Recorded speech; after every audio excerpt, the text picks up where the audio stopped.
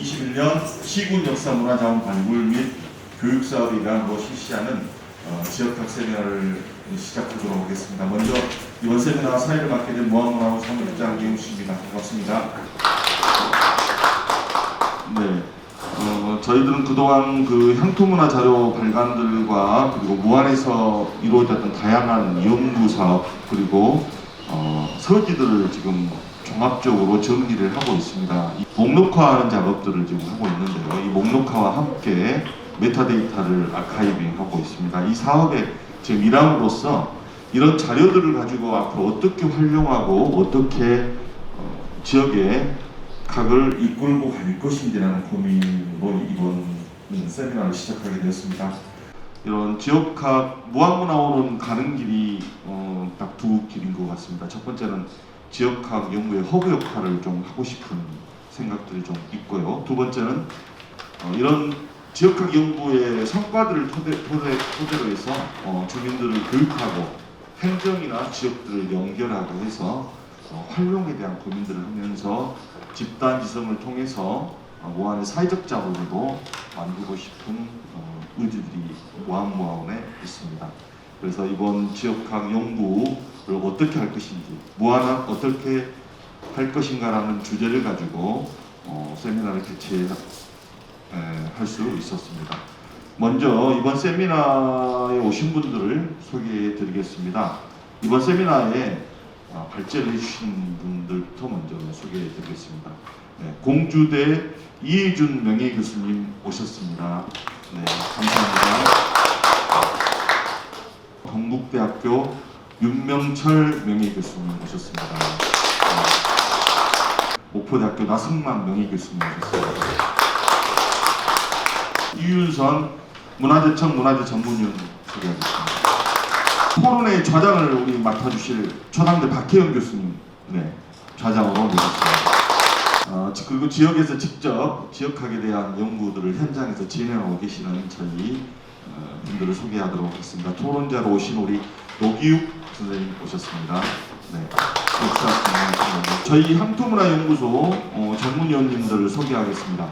박관서 선생님, 네, 토론자로 참여해 주셨고요. 우리 조옥석 선생님 참여해 주셨습니다. 네.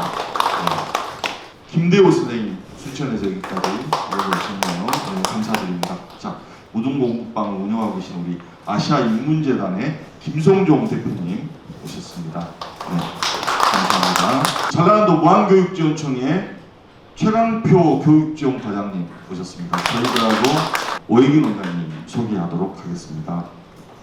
네, 저희 원장님이십니다. 네, 원장님 나오셔서 네, 저희들 오신 분들께 감사의 말씀을 좀 전해주시면. 반갑습니다. 우리 무안문화원에서 무안의 지역학을 세미나로 이렇게 하게 된 것이 처음이고 또 우리 무안 지역에서도 아마 제 기억으로는 처음인 것 같습니다. 그런데 우리 문화원에서 이러한 교육 사업을 하게 된 것을 기쁘게 생각하면서 우리 유명하신 우리 박사님들이 오늘 많이 참석하셔서 우리 무안의 미래를 더욱 무안학에 대한 정립과 연구가 시작되는 이 마당에 뜻깊게 생각합니다. 많은 분들이 참석해 주셔서 대단히 감사하게 생각합니다. 감사합니다. 이제 본격적으로 세미나를 시작하겠습니다. 각 발제자분들께는 조금 죄송하지만 30여 분의 시간을 드리도록 하겠습니다. 이예준 교수님을 모셔서 무안학의 연구 방법과 과제에 대해서 주제 발표를 해주시겠습니다. 제가 한국사를 공부하고 연구한 사람은 아닌데 지역사라는 건 거의 없어요. 다 중앙사고 중앙 기록에 기록된 지역 기록은 거의 X표예요. 지역의 문화라는 게 중앙사에서 거의 다뤄지지 않는다. 그러면 우리가 어떻게 해야 될까? 이런 생각을 가지고 시작을 한 거고, 두 번째는 그 당시에 향토사를 하는 분들이 이제 대개의 경우는 어려서부터 한 적이 거의 없어요. 중앙 중심적으로 보면 지역 문화가 완전히 왕따 당한다. 이런 생각을 했던 것 같아요. 그리고 역사를 공부하지만 지역 문화라는 건 종합사다. 여기 예술도 있을 수 있고 전설도 있을 수가 있고 진영도 있을 수가 있고 향토사가 언제부터 전문가가 되어버렸어요. 다. 그래가지고 무한 전체를 연구하는 게 아니라 나는 전설 중심이야, 나는 지형 중심이야, 나는 뭐 문학 중심, 자기 전문가를 하는 거예요. 그러면 그걸 하면서 무한에 대한 생각을 하느냐, 전체적인 생각. 나는 문학만 한다니까. 나 그거 상관없어. 나는 지명만 하면 된다니까. 이런 식이 되어버린다. 지역학, 향토사, 지역문화 종합적으로 보는 거예요. 제일 뒤에는 무한이라는 큰 땅이 있고 제일 뒤에는 무한 사람이라는 근본이 있는 거예요. 지역문화를 종합적으로 보는 것이 아니라 분야를 봐가지고 그것만 골라가고 착 포장하는 거예요. 그러면 지역사가 아니다 이런 생각이 들더라고요. 그래서 또 욕먹을 짓이지만 이건 아니다.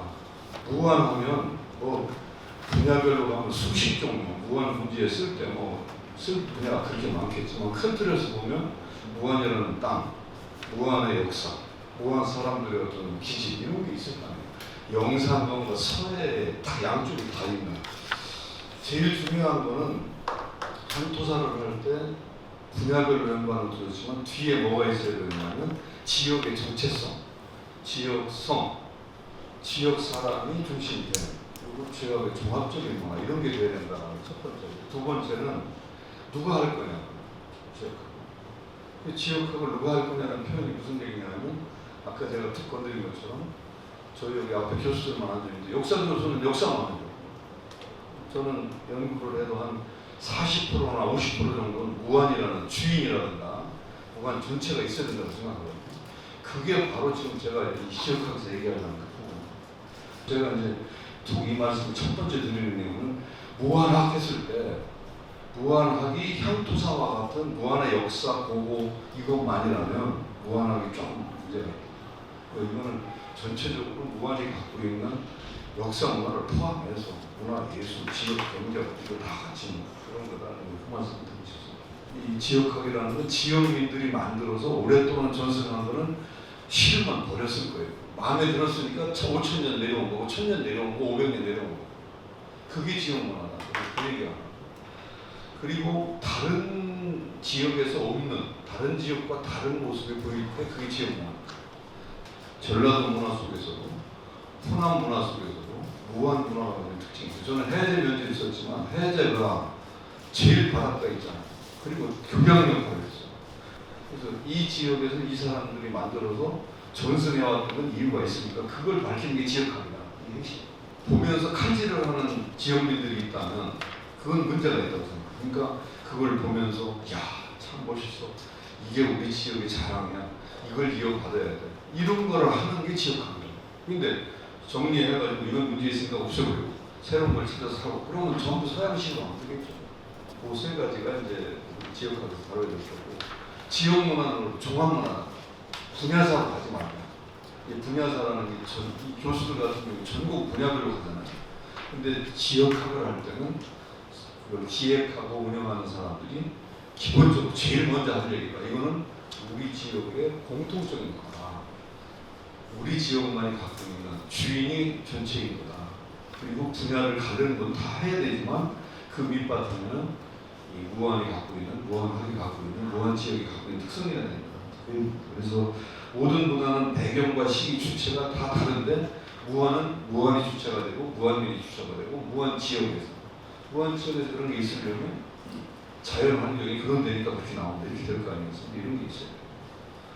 그리고 다른 지역과 차별성이 있을 때 그거를 특징으로 볼 수도 있고 그냥 전통으로 볼 수도 있거든요. 그런 것이 잘 밝혀지면 무한의 생동감이 있는 정신문화나 역사가 나올 수가 있는 그런 거예요.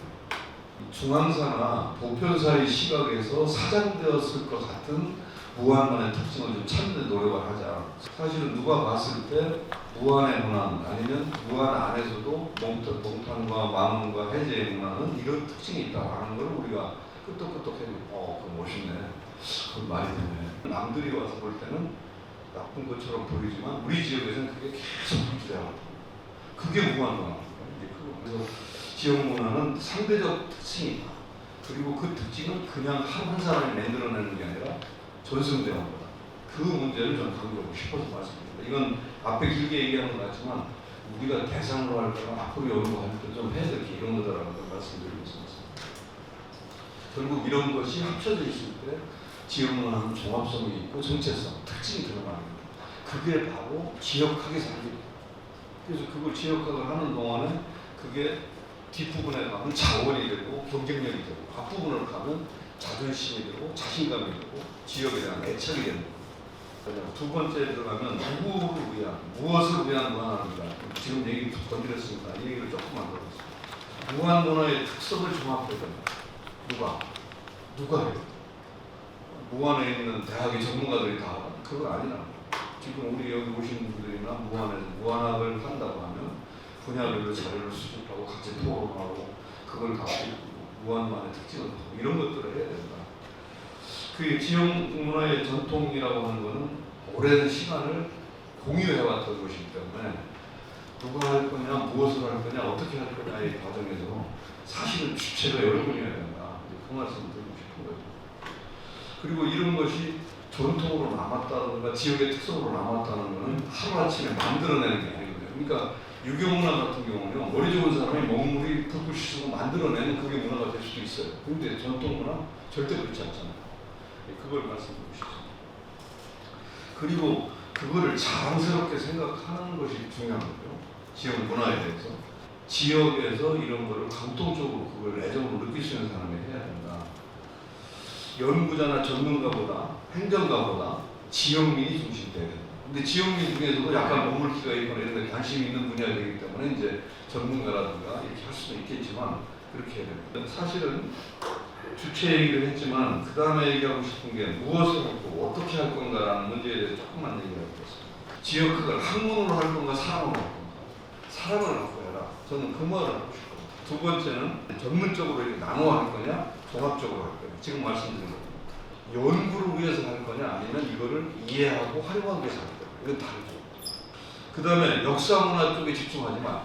그거 하지 말라는 얘기는 아니에요. 그거 당연히 있어야 되지만 그거 플러스 다른 분야들을 좀 해요. 예를 들면 지역 개발이라든지 문화예술이라든지 관광이나 산업 다 해요. 그리고 과거에만 집중하지 말라. 현재와 미래를 연결해서 이게 지역학이에요. 그래서 지역학은 어떻게 보면 행정적이기도 하고 그래서 이 분야별로 연구는 진행하고 자료를 모으기도 하지만 맨 뒤에는 무안이라고 하는 지역에 주인이 있어야 된다. 그 말씀이고 그거를 연구로 할 것이 아니다. 이거를 어떻게 잘 계승하고 활용하고 그걸 지역의 문화상품으로 만들 거냐 자원으로 만들 거냐 이것까지 가야 된다. 그리고 앞으로 이제 할 때 제일 중요한 것은 적어놓은 부분만 쭉 건드릴게요. 첫째는 자료를 체계적으로 수립했으면 좋겠다. 무안도 작업을 많이 한 걸로 알고 있는데 지역학이라는 무안학이라는 주제를 걸어놓고 다 분야 전문가들이나 지역민들이 모여가지고 우리 무안학에서 앞으로 어떤 자료를 어떤 체계적으로 수입하겠다는 계획을 세우세요. 그래갖고 이거는 개인이 자기 동네에서 조사하는 사람도 있고 문화재청에서 지원받아서 하는 수가 있고 도나 무안 부분에서 지원받아서 하는 사업도 있고 그러나 그런 것을 할 필요가 있다. 그래서 그리고 적어도 우리 무안학에서 얘기할 때 무안 지역에서 얘기할 때 문화상에서 이것도 빨리 해야 된다. 이건 꼭 해야 된다. 지금 안 하면 안 된다. 이런 것이 있으면 우선순위와 방향이 있습니다. 그래서 어떤 의미에서 보면 체계적인 정리를 하려고 하는 아이템이 30개가 나올 수도 있죠. 그런데 그 중에서 1, 2, 3, 4, 5는 빨리 정해놓고 누가 어떻게 나왔는지 아니면 이걸 체계적으로 하면 어떻게 이런 것이 세워져야 됩니다. 그 말씀을 그 다음에 그 두 번째로 이제 이게 요거는 좀 약간 이제 그 순수한 조사자 오늘 여기 오신 그 나상만 선생이나 윤석이나 우리 같은 사람은 자원을 조사하는 사람이 가능성이 많아요. 민속이든 역사든 뭐 문화유적이든. 근데 사실은 이 세 사람 빼고 저쪽에 앉으라고 여기 앉는 사람은 누가 돼야 되냐면 아까 얘기했던 대로 지역과 연결이 돼서 어떻게 활용하고 계승하고 앞으로 전승을 어떻게 하고 이걸 어떻게 포장해갖고 지역의 발전 과정을 이런 걸 할 사람들이 같이 모여야 됩니다. 근데 다 등을 돌려요. 그거 하면 나는 세미나 안 갈 거예요. 그 역사 아니구만 이렇게 지역 축제 개발할 때 요새는 역사 문화하는 사람 꼭 껴가요. 이런 전통성을 제대로 살려야 된다. 이런 강조를 해줘요. 그 축제를 개발할 때 왜 이게 들어가야 되고 1, 2, 3, 4, 5 중에 어떤 걸 넣을 건가라는 거를 할 때 적어도 이렇게 문화나 지역을 한 사람을 들어가고 그런 건 맞습니다. 그래서 사실은 지역의 그 역사성이나 전통성이나 지역의 특성 그리고 이건 경쟁력이 있을 것 같은 지역만의 자부심이 있는 거 이런 거를 골라내서 연구하고 체계화시키는 작업을 해야 된다. 그래서 그 작업을 좀 이제 두 번째로 보고 싶어요. 첫째는 빨리 무한에 자랑할 수 있는 거 아니면 지금 아니면 정리 안 되는 자료를 정리해라. 두 번째는 그것이 갖고 있는 것들을 토대로 해서 무한에서 지역의 어떤 앞으로의 향후 발전이나 과제를 써먹을 수 있는 이런 것들을 어떻게 할 건가 그런 거에 대해서 자원의 선택, 그 다음에 포장 기법, 그 다음에 이걸 누가 할 건가, 어떻게 할 건가 이런 거죠. 무한 가서 봐야 돼. 거기가 참 특별하더만. 그 축제 진짜 재미있어. 정말 거기 가보니까 무한이 진짜 냄새가 났어. 그 축제를 통해서 지역에서 지역에 갖고 있는 독특한 모습들을 밝혀내는 것. 그다음에 세 번째는 좀 꼭 좀 이걸 했으면 좋겠다는 건데 저희 지금 오늘 발표하는 사람들이 역사문화 쪽이에요, 그죠? 근데 아까 얘기했던 관광 개발하는 사람이나 지역 개발하는 사람이나 아니면 교육하는 사람 같이 좀 모여서 이렇게 했어요. 그러면 그것이 학제적인 어떤 융합을 해가면서 경쟁력도 높일 수가 있고 살릴 수가 있고 이렇게 됩니다. 지역민이 주체가 되는, 주민이 주체가 되는 게 지역학이다. 우리가 할 지역학에서는 사실은 그 중심에 지역민이 있어야 된다. 그리고 지역민들이 공감해야 된다. 그리고 지역민들이 그걸 자랑스러워 해야 된다. 주민이 주체가 되면서 가슴에 자부심을 갖고 자기가 땀을 흘리면서 참여하면서도 의미가 있어져야 그게 지역학이다. 그래서 좀 이게 학자로서 지역학을 학문적으로 하면 그거는 차이가 있는지 모르겠지만 크게 보면 지역학은 그런 밑바탕에 그걸 깔려 있어야 된다. 그래서 자료를 열심히 정리하는 거 전문가들을 해야 돼요. 근데 그것이 연구에서 책자로 내는 것이 아니다. 현재와 미래를 어떻게 연결해서 자원이 될 것이다. 그 다음에 이걸 어떻게 잘 합쳐서 같이 할 거냐. 그리고 지역민들이 밑바탕을 다 갖고 같이 연결해서 할 거냐. 이게 좀 황당한 것 같지만 지역학은 이래야 된다. 이제 그 말씀을 그냥 원론적으로 드리고 죄송합니다. 많이 했습니다. 감사합니다. 좋습니다. 지역학을, 무한학을 누가 무엇을 어떻게 해야 될지에 대한 얘기들을 쭉 해주셨습니다. 다음은 동국대학교 윤명철 교수님께서 무한 지역의 지경학적, 지문화적 환경과 역사상에 대한 말씀을 듣도록 하겠습니다. 안녕하세요. 동국대학교 윤명철입니다. 여러분들 만나 뵙게 돼서 정말 반갑습니다. 그래서 늘 이런 데 가서 드린 말씀 중에 하나는 저는 사실 그 지방 현실에서 잘 모릅니다. 상토 사업자들이 가장 으뜸이라고 제가 늘 얘기를 해요. 예전에는 그분들이 양성되기 전까지는 역사하는 교수들이 주로 내려가서 다니면서 강의를 했는데 그 위에는 이걸 딱 봤죠. 왜냐면 어디나 전문가가 중요하거든요. 저는 명확히 얘기합니다. 동아시아 해양사 보궐사는 제일 전문가이고요. 나머지는 제가 공부하는 겁니다. 연구는 그거라지만 나중에 공부하는데 오늘 여러분들 앞에서 이런 얘기를 하게 되니까 좀 죄송스럽고 그래서 학자 입장에서만 역사학자의 입장에서 원론적으로 고전에 있었던 제 이론을 가지고 말씀을 드리려고 합니다. 그래서 여러분들과 토론자들 그리고 이곳을 보고 계시는 많은 무한 국민들에게도 이렇게 부탁을 드리면서 제 발표를 하겠습니다. 이렇게 설정해봤습니다. 문화권의 설정이 문화사 이해를 위한 몇 가지 이유고 간단하게 제가 설명드립니다. 그 다음에는 무한지역의 생태환경과 역사 문화상을 3사로 나눴는데요. 역시 특히 4 같은 경우는 이 지역에서 연구자들이 많이 있습니다. 목포대학교 중심으로 해서 전남대학교 그리고 이 두 분이 참가하셨지만 해수부에서 나온 자료집이라든가 또는 저도 참여했던 호구조사라든가 이런 자료를 제가 끌어온 거니까 특별히 제 연구 성과를 볼 수는 없어요. 공기만지역은 제가 발로 뛰는 적이 많습니다. 정말 하주문화권, 목포문화권 이런 얘기들이 있는데 영상국 문화권이라는 말은 저한테 와 닿습니다. 왜냐하면 저는 뭐든 크게 보고 싶어 하니까 그런 무한문화권은 어떻게 할 것인가 이거 저로서는 좀 어려운 문제죠. 그래서 나름대로 참여했기 때문에 제가 고민을 조금 해봤습니다만 복잡한 건 아닐 겁니다. 그래도 일단 저는 영상관 문화권이라는 큰 틀 속에서 무한문화권을 어떻게 특화시킬까 이거는 여러분들의 몫인데 제가 조금 여러분이 생각하실 때 제 이론을 좀 도와드리는 거죠. 그래서 몇 가지 좀 이론들을 보면서 얘기하고 2장에서는 그 3장에서 말씀하시려고요. 제가 이론들이 몇 가지 있는데 발표 도중에 조금씩 나옵니다만 기본적으로 이렇습니다. 토와 다의 기본이라고 해서요.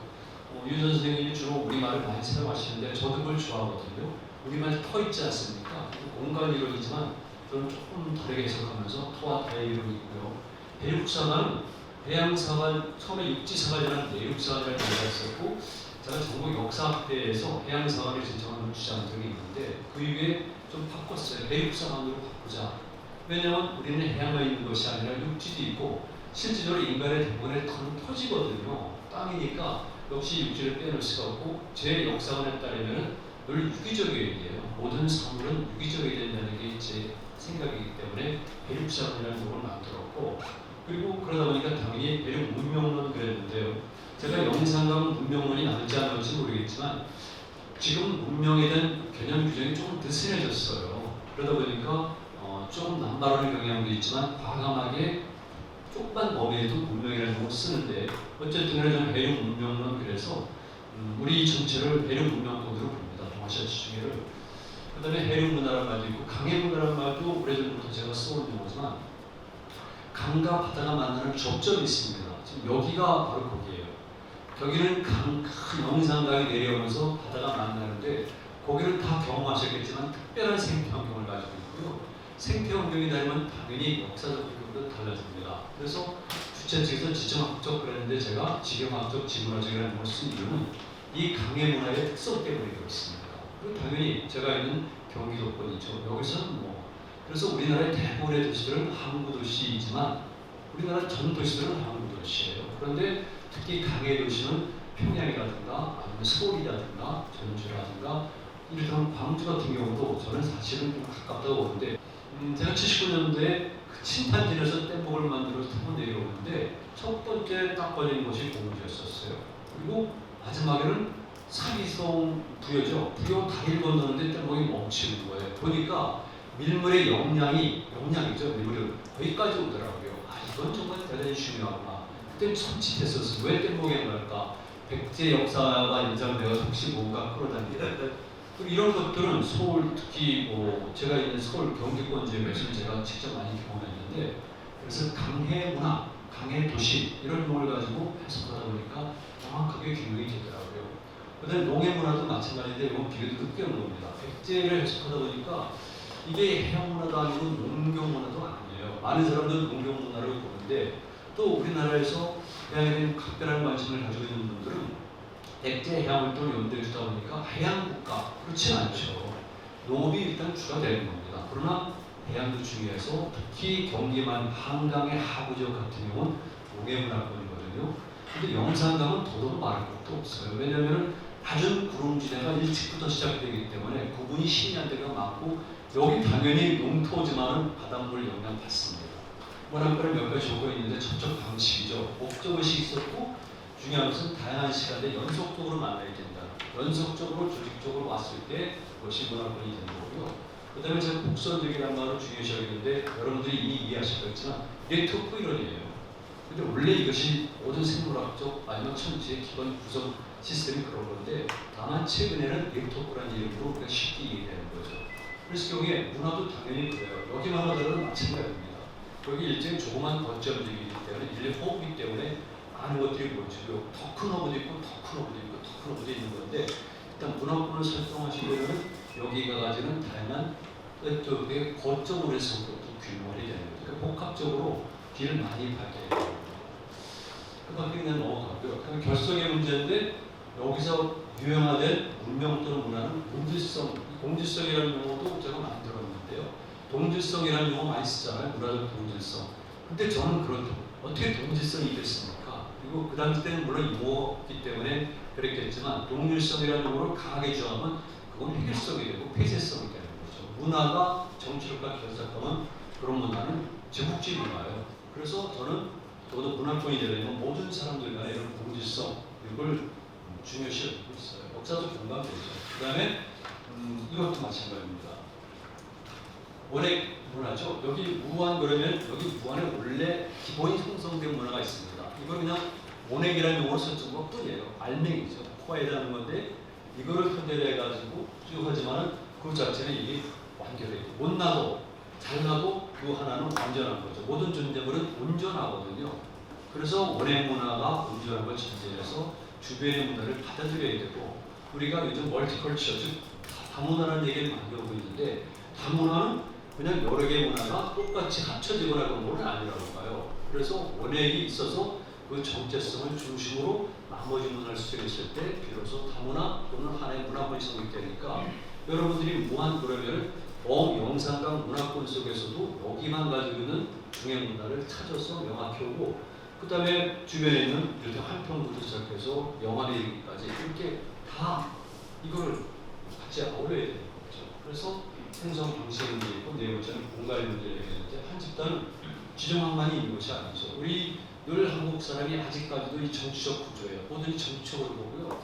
행정도 전부 다 정치적이에요. 바다로 나가면 이런 육지 생정구역은 무의미해집니다. 바다를 항해해서 보면 바다 속에서는 하나의 만 개념 속에서 여러 개의 지방자치단체들이 섞여 있고요. 심지어는 도가 같이 하나로 공유하는 경우도 있어요. 그래서 이거는 굉장히 중요한데요. 해양 문화가 정말 새로운 문화 아니면 인류 문명의 담론으로 필요하다. 그랬을 경우에는 해양 문명의 가진 특성을 얘기했을 때 이런 공감성을 우리가 꼭 넘겨줄 수가 있어요. 지정학적 사고만이 아니라 인간의 삶에 가장 중요한 것이 먹고 사는 거니까 직영학. 요즘엔 많이 씁니다. 직영학이라는 말을. 그래도 많이 씁니다. 그 다음에 또 하나는 지문화적 관점으로 해서 아직은 잘 안 써요. 터가 가지고 있는 문화적 관점이 있는데 그 터에서 생성될 수밖에 없는 문화가 있어요. 여기는 독특한 거죠. 제가 오늘 그걸 먹고 왔지만 그리고 하나 덧붙이면은 여기에 나올지 모르겠지만 맨 밑에 저 지심학이라는 말이 있어요.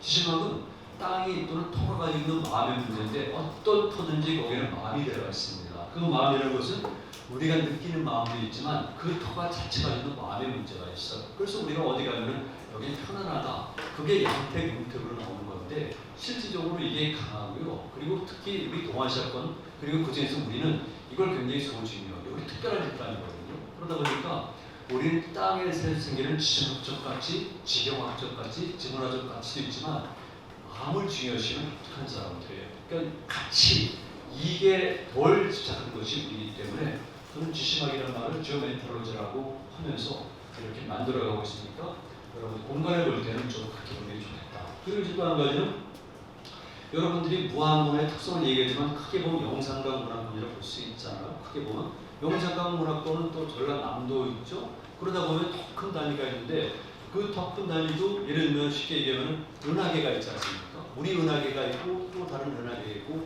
약 2,000억 내지 3,000억 개 은하계가 있는데 현재까지 밝혀진 것만 그 은하계가 하나의 완결된 구조고 그 안에 우리 태양계가 있잖아요. 그랬을 경우에 우리는 똑같이 이 인류 문명이라든가 유라시아 문명 중에서도 특성만 모았을 때 아시아 문명을 얘기할 수가 있는 거예요. 동아시아 문명. 특히 우리가 살고 있는 동아시아 문명을 볼 때 제가 세 가지를 하는 게 이겁니다. 북방, 중화 문명, 누구나 다 이해하는 거죠. 그 다음에 두 번째는 북방 유목 문명 또는 초원 유목 문명. 이거는 최근에 들어서는 당연히 문명으로 치고 있어요. 그래서 여러분들이 이해하시는 것처럼 4대 문명권은 이미 깨진 지 오래됩니다. 중국도 지금 유아 문명을 비롯해서 장강 문명이라는 용어를 쓰거든요. 그래서 과감하게 쓸 필요가 있는데 사실은 고전적인 문명 개념이 있습니다. 그것을 적용하면 북방 초원에 있는 유목 문명보다는 우리 문명, 동방 문명이 더 가까워요. 그런데도 불구하고 우리는 동방 문명이라는 용어를 못 쓰는 겁니다. 그런데 고대로 올라가고 구전 올라가면 우리는 현재 한반도와 바다와 함께 만주 일대를 주력으로 삼았거든요. 특히 남만주는 어떠한 우리의 정치 핵심 출발지일 수도 있는 것이에요. 그러니까 적어도 만주와 한반도를 포함했을 때 이걸 동방 문명권으로 설정한다. 주변도 마찬가지지만 아무르가 풍류가 넘어도 마찬가지지만 그래서 이렇게 제가 설정한 것이 동방 문명이다. 정치적 실제는 첫 번째니까 조선이라고 볼 수밖에 없는 거죠. 그래서 여러분 보실 때는 먼저 큰 동방 문명권이라는 곳에서 시작해가지고 내려오면서 조금 더 다음 단계 보니까 자연적으로 중국의 절강 지역과 흑산도 그리고 한반도 서남이라는 지역은 만날 수 있다는 거죠. 그래서 민수컷이라든가 최근에 고가 미영재 지지라든가 등등 이런 이유가 다 그건데 연결이 돼요. 그래서 이렇게 동원 지중해 모델 속에서 살펴보는데 지중해는 특별한 게 아니라 땅 가운데 바다잖아요. 또 바다 가운데 땅이잖아요. 그래서 그런 관점으로 보면 어디나 그런데 조금 말은 인랜드시 내라고 그러는데 그 바다를 둘러싸고 육지에 있는 사람들은 늘 같은 사람들이에요. 서로 주고받는 사람들, 기술력부터 경험부터 그다음에 종족의 통원권이죠. 그래서 그런 관점으로 보면은 훨씬 바다의 시스템을 이해하니까 여러분들이 만약에 무한의 특화를 해양과 연관시키면 이런 해양 메커니즘도 이해하셔야 된다고 제가 지원을 해드리는 겁니다. 그리고 다 다르죠. 사실은 다릅니다. 이게 들어가서 또 동아지중해 거고요. 이게 핵심이에요. 중국도 연해 개방지구라는 것이 다 동아지중해권이에요. 일본도 마찬가지입니다. 뭐합니다. 그리고 보니까 배려 문화를 제한하는데 이것도 똑같이 그런데 이게 호남 문화재예요. 여긴 다 문명이 혼합이 되는 겁니다. 우리가 단일 문화권 누리는데요. 저는 그렇게 안 봐요. 흔히 말하는 역사적 공동체에서의 단일 민족이지만 단일 혈족이 아니고 조선시대 이전에는 단일 문화도 아니라 다문화적 성격이 있는 겁니다. 저는 유목문화보다는 이 해양문화 사람들의 모빌리티가 더 강하다고 봐요. 늘 생존을 보니까 농경민들은 생활이죠. 근데 농해문화는 합쳐진 거니까 바람질 건데 해양을 여러분들이 꼭 염두에 두시고 보완하실 건데는 이런 사람들이 기질이 원래 우리의 문화적 유전자 속에 있었구나. 저는 역사적 유전자라고 말도 쓰지만 어쨌든 문화적 유전자 속에는 그 문화의 흔적이 있는 거죠. 이런 지역이 늘 중앙정부에 대해서 저항적이고 반항적이고 독립적이고 그 이유가 있는 거죠. 기질상 그런 겁니다. 인류, 물류 이런 말 썼잖아요. 보통 물류의 허브란 말 쓰죠. 그러니까 여기는 물리의 허브예요. 한강 같은 경우는 백두대간에서 모든 임산물들이 다 마지막에 양재를 거쳐서 서울까지 옵니다. 그리고 낙동강 수계도 올라오다가 다시 갈아타고 남해가 만나니까 오고 등등등 그래서 물류고 1930년대까지는 우리는 사실은 대부분 수로망이에요. 서울로 가면 임진강의 저 안쪽인 고랑포라는 곳에 화신백화점 지점이 있었거든요. 상상을 못하죠. 그만큼 우리는 절대적으로 물을 통해서 움직여졌다. 그러니까 물리의 보고가 되는데 뿐만이 아니라 제가 덧붙이는 물류, 재무성과가 아니잖아요. 그래서 우리도 좀 과감하게 볼 필요가 있어요. 뱃사람들에게는 육지에서 걸어다니고 힘들고 어려워요. 도적도 많고. 100개는 쉽습니다. 차라리. 그리고 그냥 갑니까? 뭐 좋다고 나갑니까? 아니에요. 다 봅니다. 아니 우리가 그래도 과학 특히 필요가 없어. 천문학법에서 별 볼 필요 없어요. 특히나 이전 지중해나 내해권은요. 그거 없이 다 가는 거고요. 그다음에 제가 다 이게 기인거리 분석한 논문도 있지만 그리고 흔히 말해서 물 색깔도 봅니다. 어부들은 예전에 물 색깔도 보기 때문에 다 알아. 물 냄새도 다르고요. 그다음에 어떤 지역 가면 그 지역의 특별한 식물 때문에 그걸 느끼는 사람입니다. 백놈들이잖아요. 백놈들.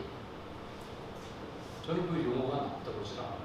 백놈들이잖아요. 역동성이 있고 이런 파워풀한 에너지가 지금 한국 사회에는 더 필요하죠. 우리 너무 오랫동안 정적으로만 살았고 정중동의 문화만 강조했는데 그건 그들이 이야기고 제가 보기에는 동중동의 문화예요. more stability 문화.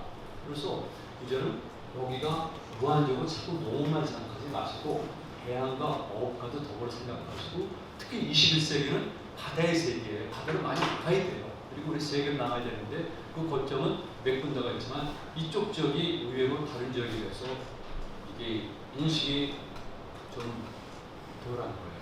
솔직히 말씀드리면 뱃놈들이 기록합니까? 남파되면 왜 남아있습니까? 뻘석이라든가 깊은 바다에 있지. 그래서 그것이 없다고 문화가 없다고 그러는 거는 그건 문헌사학자들의 반응이죠. 도시 중심의 또는 선비 중심의 생각이니까 그런 걸 일세해버리고 여러분들이 마음먹으면 언제든지 많은 흔적들을 찾아낼 수가 있어요. 과학적으로. 반도죠. 그래서 반도적 특성을 가지고 보고 그 다음에 과거에 제가 다루적으로 연구할 때 보니까 지도를 비교해 보거든요. 이럴 때면 그 이전에 전통시대 때 지도, 대동여 지도, 그 다음에 고칙대에 만들었고 그 후에 발간됐지만 일본인들이 스파이력하게서 하는 근대적 축적된 지도 그리고 현대의 등등 비교해 보면은 대체적으로 우리가 알는 조선시대 후기 정도의 지형은 나와요. 그런데 그보다 더 우리 많았겠죠. 그래서 그런 관점에서 본다면 이런 지역은 과거를 꽤 깊숙이까지도 바닷물이 드나들었구나. 그래서 폐총이 있는 분포들을 연결시켜보면 시대마다 바다는 여기까지 연결되겠구나. 그렇다면 무안은 역사적으로 바로 해안과 어만에 가깝구나. 영산강도 여기 폭이 넓고 당연히 여기는 경제의 중심지가 되겠죠. 강의 존재는요. 강이 중요한 이유가 있는데요. 강의 중요성은 많이 알지만 우리가 그동안 완악했어요. 그런데 제가 좀 더 구체적으로 강에 대한 이론을 낸 글들이 많습니다. 강이란 무엇인가를 제가 차근차근 해가지고 그거 연관된 강, 도시 뭐 등등 여러 가지 방어 체제 그런 것들이 있거든요. 그래서 영상감, 그럼 왜 강이 중요한가는 제가 마지막에 의미적 기능, 미닝의 기능까지도 얘기했어요. 강은 이로 인한 의미적 기능도 있다. 6가지로 분류를 했는데요. 강이 정말 중요한 거예요. 그래서 우리가 생각하는 것처럼 농경의 시작, 신석기농의 시작 이것만이 아니라 강은 정말 많은 역할을 하고 있어요.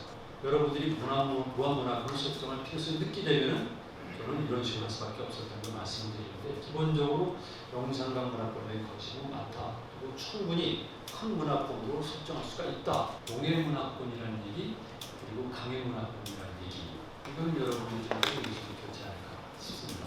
조금 다소 시간이 지났는데요. 이상으로 진행을 마치겠습니다. 고맙습니다.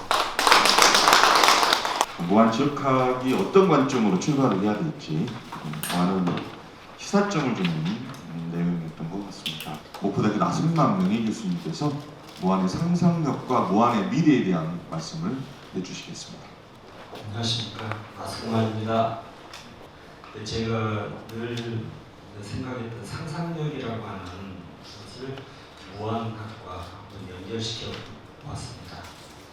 그러면서 이제 그 상상력의 방식으로 무한학을 구상하고 설계했을 때 첫 번째가 구비문학과 상상력이고요.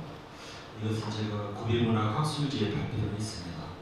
두 번째는 곡성 도깨비 마을과 상상력. 그다음에 세 번째는 민속학과 예술 상상력. 제가 구비문학과 상상력에서는 이런 이야기를 했어요. 상상력으로 구비문학을 보면 지금까지 구비문학이 아니라고 생각했던 것들이 과거 우리 조상들이 즐겼던 이야기와 노래의 그 자식들이라는 것을 알게 된다. 그 다음에 곡성 도깨비 마을과 상상력에서는 이윤성 교수님께서 말했던 숨겨진 생명의 공간을 찾아내는 방식. 민속학과 예술 상상력에서는 민중을 가장 사랑했던 역사적 예술의 삶과 가르침 속에서 민속학이 나아갈 길을 한번 찾아보자. 보에 관련된 설화를 영산강 상류에서 하류까지 전부 점검을 했습니다.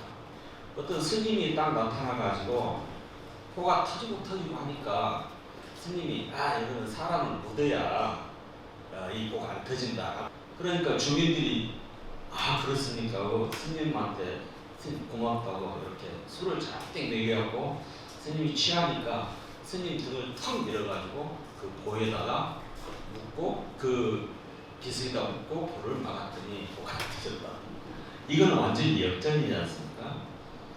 그래서 저는 상상력을 무한 상상력이라고 하는 용어로 한번 조합을 해봤습니다. 여러분들이 생각하는 인공지능은 다 상상력을 패러디한 것입니다. 인공지능이 인간지능의 한계를 넘어서게 된다. 그래서 굉장히 인공지능에 대한 어떤 두려움을 많이 가지고 있는 것도 사실이고 상상력이야말로 이런 모든 것들의 어머니 되는 생각입니다. 지금 우리들이 이 상상력에 대해서 부단히 공부하지 않고 인공지능을 따라가게 되면은 그 인공지능에 종속될 수밖에 없어요. 무한 상상력이라고 하는 용어가 무한학과 연결시켰을 때 기대할 만한 그 가치가 있는 것이다. 이렇게 생각하고요. 요즘에는 지역학 시대입니다. 그래서 이 지역학이라는 게 아주 현실적인 학문이고 정치적인 학문입니다. 그러면서도 아주 꼭 필요한 학문이죠. 지역학이라고 하는 그 학문의 스펙트럼 속에서 발견할 수 있다라고 생각하기 때문이죠. 무한학은 어떤 학문 공동체가 되어야 할까? 무한의 지식과 자원을 모으고 융합하여 무한 주민들의 인간다운 삶, 평화로운 삶, 즐거운 삶, 의미 있는 삶, 생명력 넘치는 삶, 안정된 삶을 만들어가는 길을 제시하는 학문 공동체가 되어야 할 것이다. 무한의 지역을 연구하는 학문이 되어야 한다. 그래서 또 한편으로는 하나 더 추가할 게 다른 지역, 다른 사람, 다른 문화, 다른 세계와 소통, 연대하면서 제2, 제3의 무한을 만들어내는 다른 지역과 연대하면서 상상력에 있어서 제일 중요한 것은 상상력을 훈련하는 데 있어서 첫 번째 중요한 요소가 현재라고 하는 이 시간을 잘 보는 것입니다. 모든 것과 소통되는 하나의 터미널입니다. 이 터미널에서 출발을 해야만이 과거를 제대로 볼 수 있다는 거죠. 현재라고 하는 것이 상상력에 있어서는 굉장히 중요한 것이다. 그 다음에 두 번째로는 메타적인 세계관을 가져야 하는 것이, 요즘에 메타버스가 굉장히 유행하지 않습니까? 지금 이야기하는 그 메타버스는 그 디지털 가상 공간을 얘기하는 것이잖아요. 그 가상 공간의 한 지점을 사람이 일일이 수작업으로 자료를 코딩시키지 않으면은 그 메타버스가 만들어지지 않아요. 디지털 노동자들의 피땀 흘린 그 성과들이 드러난 게 메타버스예요. 이 메타버스는 수많은 인력의 노동시장입니다. 무한의 존재한, 무한의 시공간에 존재하는 모든 것들이 무한 상상력의 소재들입니다. 지금 상상력을 연구하는 많은 사람들이 있어요. 그리고 컴퓨터의 인공지능은 인간의 상상력을, 뇌에서 작용하는 상상력을 기초적으로 활용한 그런 기술입니다. 그러니까 상상력은 앞으로 무궁무진한 그런 개발 가능한 그런 분야라고 생각합니다. 발표자 의도에 따라 무한하게 구상하려면 그 지평을 현재, 생명, 네트워크, 미래라는 키워드에 두어야 한다고 제가 이야기했어요. 현재라고 하는 것은 정말로 모든 것으로 통하는 터미널이자, 요즘에 여러분들이 이제 플랫폼이라는 용어를 많이 쓰시잖아요. 정보의 플랫폼이 굉장히 중요하잖아요. 네이버랄지 다음, 구글 이런 것들이 다 이제 플랫폼 역할을 하고 있는 것인데요. 생명, 세 번째는 제가 네트워크와 융합을 이야기했습니다. 그 다음에 이제 마지막 네 번째, 그러면 무한의 미래는 어떤 거냐? 무한의 미래는 저는 잘 모르겠어요. 중요한 것은 여러분들이 무한학을 어떻게 해 나가느냐, 저는 그게 중요하다고 봅니다. 그러면 지금까지 무한의 미래를, 무한의 과거와 현재를 이야기하고 무한의 미래를 이야기할 수 있는 이런 무한의 어떤 움직임이 있었는지, 이제 무한문화원에서 특별한 일을 하고 있다고 생각되고요. 무한의 미래는 상상력이라고 하는 방식으로 무한을, 제가 왜 이런 기본 토대를 이야기하냐면, 이 상상력이 인공지능도 나쁘게 쓰이는 인공지능이 많잖아요. 상상력도 마찬가지예요. 이거는 굉장히 위험한 기술입니다. 지금 무한은 지역학의 어떤 그 스타트 라인을 보면 이미 다른 지역은 다 출발해서 쭉 가고 있습니다. 얼마나 방향을 제대로 잡고 그 발걸음을 튼튼하게 잘 이어가느냐, 이런 것들이 저는 중요하다고 생각해서 오늘 이 발표를 준비했습니다. 제가 너무 상식적인 것을 가지고 이야기를 같은데요.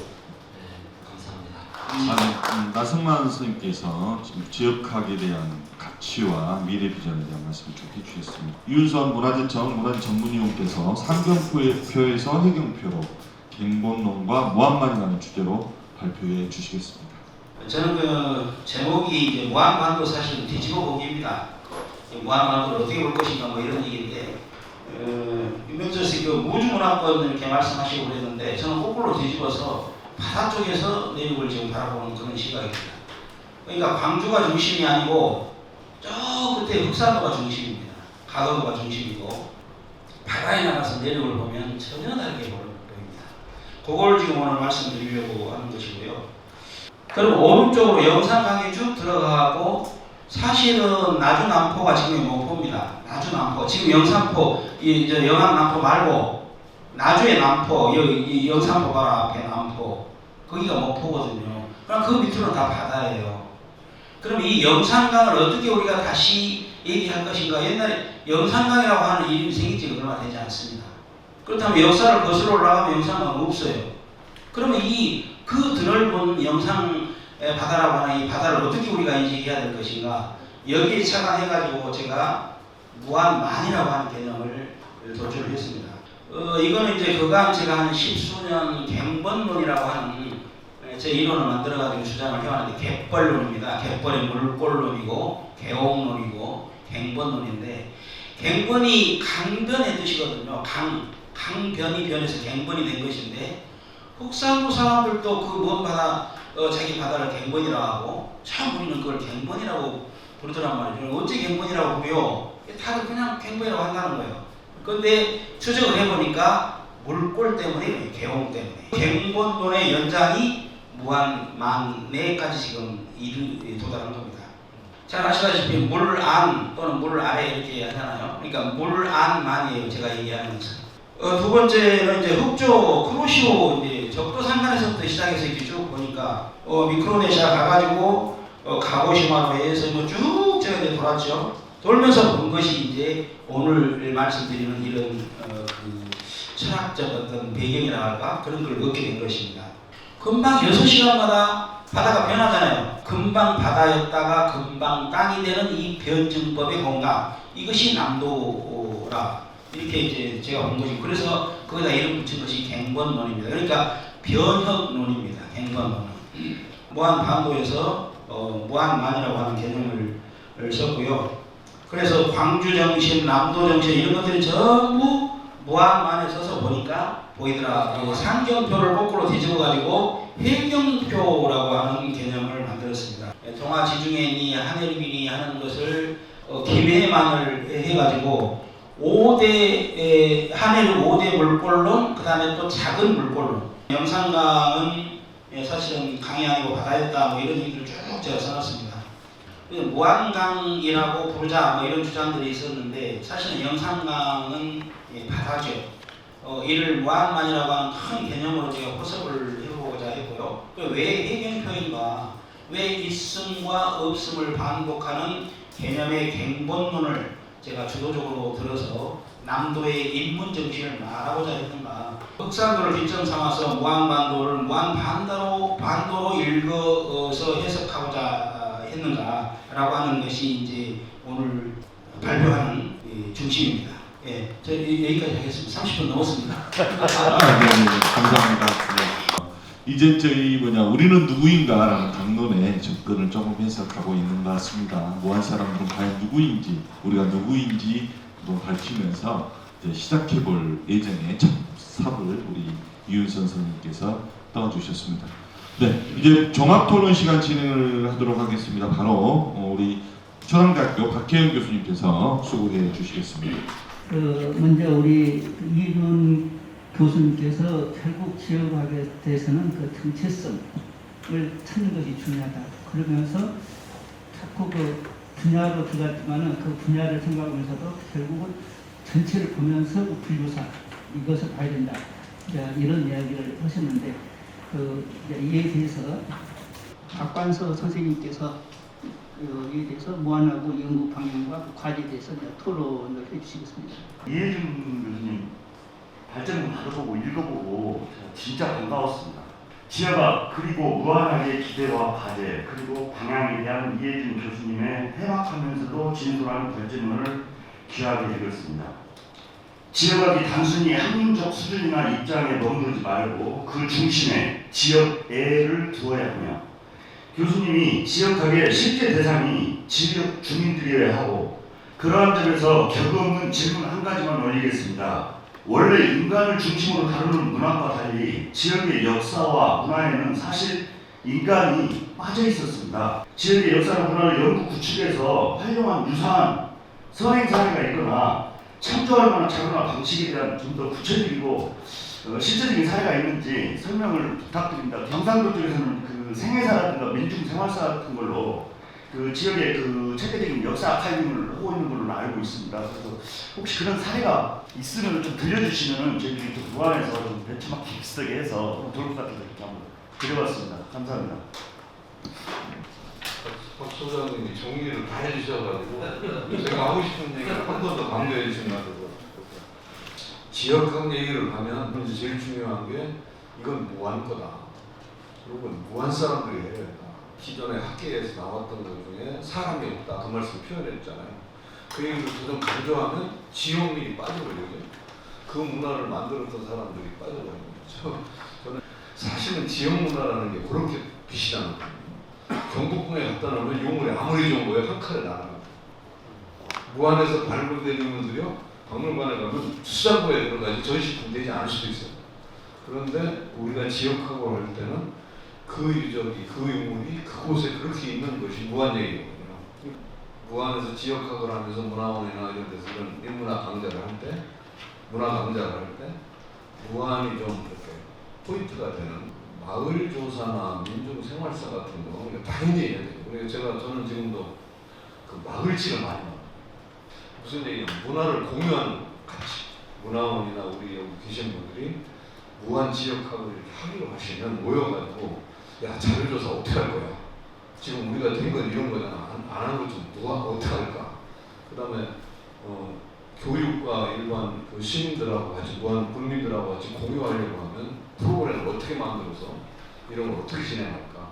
그러면 강좌명은 어떤 걸 하고 책자는 어떻게 만들고 보조교재는 어떻게 만들고 이렇게 되고 그 다음에 세 번째는 분야가 다른 아까 학제적 연구라는 표현이라서 그런 분들이 같이 모여가지고 지금 그 무안의 자랑거리라든가 무안의 지역적인 어떤 문화 자원을 아니면 역사를 아니면 어떤 문화적인 어떤 요소를 어떻게 할 건가에 대해서 방향을 정하는 작업들을 하는 게 지역학입니다. 그래서 그런 걸 할 때는 이제 토론을 하면 되겠죠. 뭐 예를 들면 관광으로 개발하는 사람도 있고 축제로 개발하는 사람도 있고 아니면 딴거 할 수 있고 여러 가지가 있어요. 그런 걸 모아서 얘기를 하면서 우리가 무안에서 우리의 지역 문화를 살리고 지역 문화를 알리고 미래로 갈 수 있게 하려면 이런 걸 하자라고 정하면 좋겠다. 그래서 이제 원론적인 그런 얘기를 하고 선생님이 질문한 거 답은 제대로 못했죠? 고맙습니다. 네.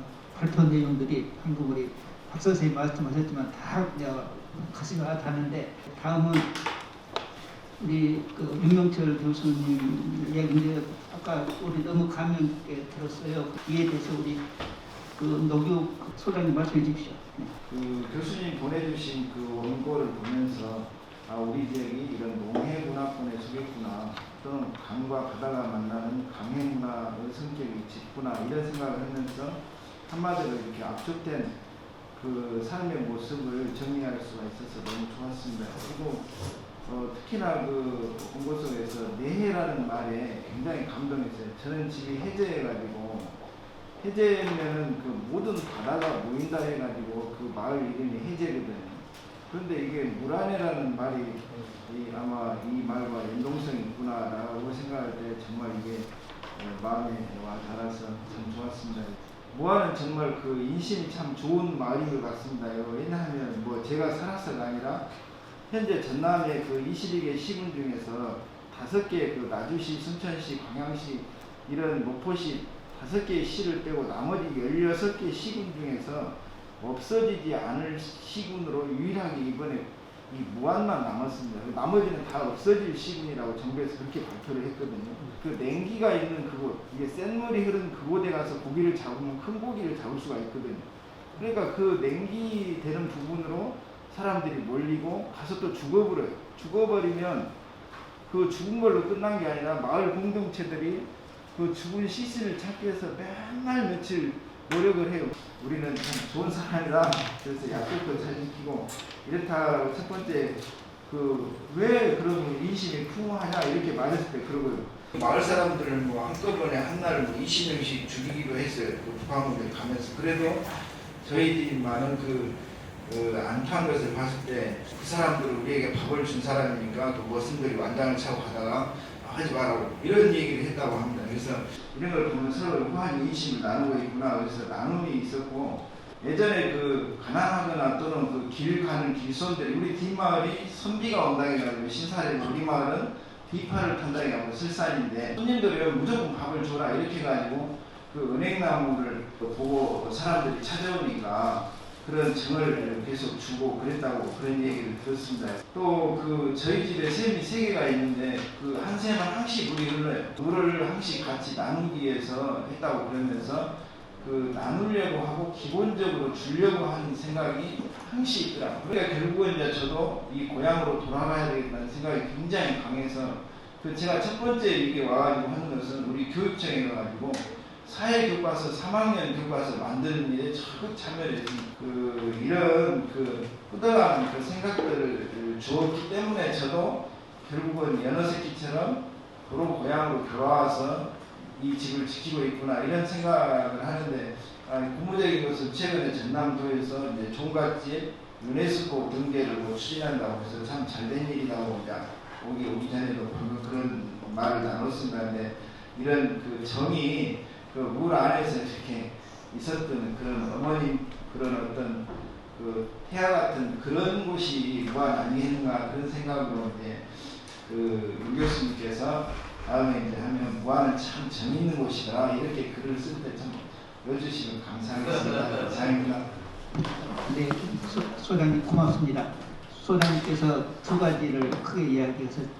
하나는 지금 무주문화권을 말씀하셨는데 어떤 그 정체성이 있다. 그럼 그 정체성이 어디서부터 시작됐겠는가? 저는 그 마안하고 연결시켜 보거든요. 마안을 보면은 그 몽탄 쪽하고 해제 쪽 두 축이 같으면서도 다르면서도 같은 그런 게 보이거든요. 아마 그런 것을 때문에 그런 것 같고 또 하나는 지금 그 우리 노 소장님이 집안을 이야기하면서 지역을 이야기하면서 어떤 인식 말을 하셨어요. 그러면서 이런 부분도 좀 부각됐으면 좋겠다 이 말씀하셨는데 교수님. 네. 아까 은행나무부터 해가지고 여러 가지 말씀하셨는데 그게 저는 엄청나게 좀 충격으로 다가와요. 왜냐면 제가 지향하는 바가 있거든요. 근데 그런 상징들을 저는 역사는 고대에서 찾고요. 고대에서. 그리고 지역은 이미 이 땅에서 많이 사라졌다고 봐요. 그리고 또 특별한 사람을 택해서 우리 한국사에 이렇게 큰 역사로 도덕 성취하고 있는데 그런 데가 글을 봤거든요. 인종론 그러셨는데 이거 예전에 우리 아버지 할머니가 했던 것과 거의 유사해요. 사실 저희 집안 워낙 크진 않았지만 그렇게 말씀하시니까 제가 굉장히 그 가서 충격을 하고 이런 것들을 우리가 다시 뭔가 찾아야 되는데 그런 상징들을 제가 여기서 듣게 되니까 좀 좋습니다. 무주문제 관해서 일단 사말들이 역사학자 입장에서 아무래도 그런 용어가 더 익숙했는데 그래서 나중에는 바꿨고요. 본문에는 다 무한문으로 돼 있는데 처음에 역사학자들도 무주문학권 얘기가 나온 겁니다. 그래서 그건 양지해 주시고 아무래도 지역학이라는 문제니까 앞으로는 무한문학권으로 저는 특화시켜서 쓰도록 하겠습니다. 그리고 저기 얼마 전에도 제가 또 민족신정부의 발생 배경으로서의 그 해양문화를 발표한 적이 있는데요. 공동체 의식을 했을 경우에 이 농촌 공동체도 강하지 않습니까? 해양 공동체는 어업 공동체는 더 강해요. 그리고 분배 문제 아까 말씀하셨잖아요. 나무 먹는 거. 이거 훨씬 더 강합니다. 근데 지금 그런 말씀해 주셔가지고 그런 것들도 제가 꼭 학문적으로 그런 이론제가 있었다. 다른 나라에서 그런 내용은 보이는데 사실 제가 현장에 좀 다른 역사학자들보다 많아도 이 향토사학자들은 비교가 안 되거든요. 그래서 이런 것들을 저로서는 굉장히 들어서 좋고 또 수렴론이라는 게 있거든요. 농해문화의 특징이 그겁니다. 바다가 만나는 것, 이게 수렴이죠. 강해문화로 제가 하는 이유가 저는 개인적으로 뭐든지 합치는 걸 좋아해요. 왜냐하면 조화합의를 지향하거든요. 그게 우리 민족의 사상이고 그래서 그런 모습인데 오늘 노 선생님이 또 의병사를 연구하신 노 선생님이 이런 말씀하시니까 저로서는 굉장히 도움이 많이 됐습니다. 첫 번째 무한문화권으로 본문은 다 고쳤지만 제목이 못 고쳤다, 부제에 못 말씀드리고 나머지 인신론 그리고 제가 아무도 몇 가지를 덧붙여서 그리고 또 저 듣고 싶어요 그런 얘기를. 그래서 제 이론에 전체적인 신뢰를 들고 싶습니다. 우리 집안이 아니라 아마도 그런 게 많이 있었는데 우리 너무 지금 문제가 있는 거죠. 그래서 그런 거를 말씀해 주셔서 굉장히 고맙게 생각하고 잘 내려갔다는 생각을 한번 했습니다. 고맙습니다. 네, 교수님 감사합니다. 그러니까 어떻게 보면 결국 이런 세미나가 우리 특히 윤 교수님은 중앙에서 이제 계속 활동하셨는데 이 지역의 또 어떤 특수성을 또 보고 그하고 또 보편성하고 연결시켜보고 아마 이런 연구는 또 연구를 확장하는 그런 좋은 기회가 되지 않았을까 싶습니다. 네, 다음은 세 번째입니다. 나승만 교수님께서 무한 상상력과 무한 미래, 이 상상력을 제목으로 넣으셔가지고 저도 상당히 좀 의미 있게 생각했습니다. 결국 그리고 또 아까 그 교수님 발표 중에 뭐가 있었냐면은 현재가 중요하다고 그랬거든요. 그 현재를 잘 보면 이게 과거가 보이거든요. 그래서 이 현재를 통해서 어떻게 보면은 그 우리가 상상력을 키우는 능력을 한번 키우자, 그런 측면에서 무한의 어떤 미래도 찾을 수 있다, 이런 그 내용을 말씀해 주셨는데요. 이에 대해서 우리 그 무한문화원의 그 향토사 연구위원으로 계시는 조기석 선생님께서 이제 토론해 주시겠는데, 우리 조기석 선생님은 누구보다도 어떻게 보면은 그 전문가들보다 훨씬 더 역사 공부를 많이 하시고, 특히 무한 역사를 그 깊이 또 체계적으로 정리하고 계십니다. 말씀 듣겠습니다. 무한 상상력과 무한의 미래라는 그 이렇게 글을 써주셨는데, 저는 이걸 읽으면서 굉장히 가슴이 뛰었습니다.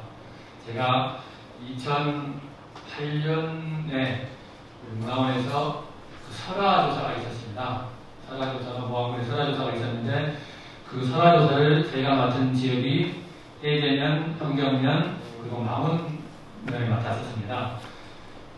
9개 군이기 때문에 3사람이 3개 군씩을 맡았었는데, 제가 맡은 구역이 이제 해제면, 평경면, 그리고 영산면이 몽탄을 맡았는데, 그 얘기 중에 여기서 말씀하신 그 상상력의 도깨비 얘기가 상당히 제가 체력한 것 중에 거의 한 20% 이상이 어느 마을을 가든지 도깨비 얘기가 나오는 겁니다. 그래서 도깨비 얘기를 체력을 하면서 상당히 이게 특징적이다라고 느꼈었는데, 그 도깨비 얘기는 제가 또 이제 그런 생태 환경에 관심을 갖다 보니까 저는 도깨비를 바다와 강에서 봤습니다. 어떻게 봤냐면은, 지금 우리 영산강변이나 바다에 수달이 서식하고 있어요. 이 수달이 야행성이다 보니까 저녁에 이제 이렇게 관찰하려고 카메라를 설치해놓고 이렇게 기다리고 있으면 저기서 그냥 화합을 2개가 딱 다가옵니다. 조금 있으니까 6개가 되는 거예요. 또 살짝 없어졌다가 그냥 또 2개만 남았다가 8개가 됐다. 처음에는 그것이 저는 도깨비로 봤어요. 무슨 도깨비가 있지 않나. 나중에 알고 보니까 이 수달들이 새끼를 가르치면서 그런 것들을 보면서 무한의 상상력은 이적이겠구나. 그래서 아주 그냥 가슴설레게 들었고요. 특히 이제 우리 지역학을 할 때는 역사, 문화, 경제, 사회, 환경, 노동, 이 모든 것이 융합체가 된다고 하는데, 거기에도 역시 이렇게 좋은 글을 써주셨구나. 아주 그냥 가슴설레는 얘기였습니다. 특히 이제 학문 공동체가 돼야 된다고 그러는데, 그런 학문 공동체라든지 무한의 상상력이 무한이라는 공간에 어떻게 하면 가장 잘 녹아날 수 있을까, 이것도 하나의 의미입니다. 해외에는 우리 예전 교수님이 썼던 임치진성이라는 아주 오래된 성이 있습니다.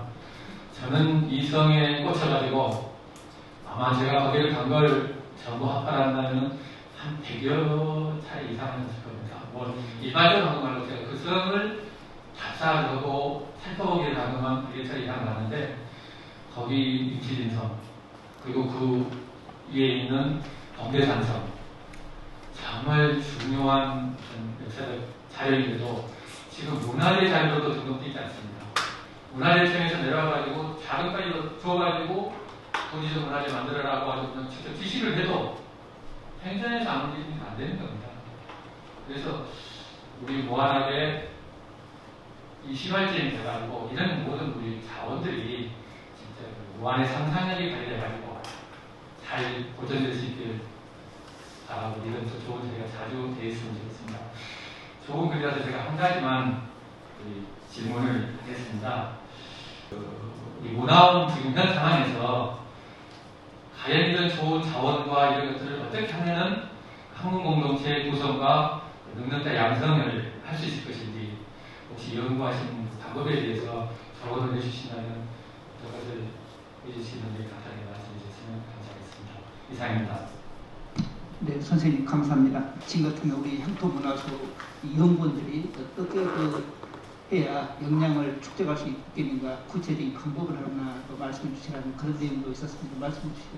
네, 감사합니다.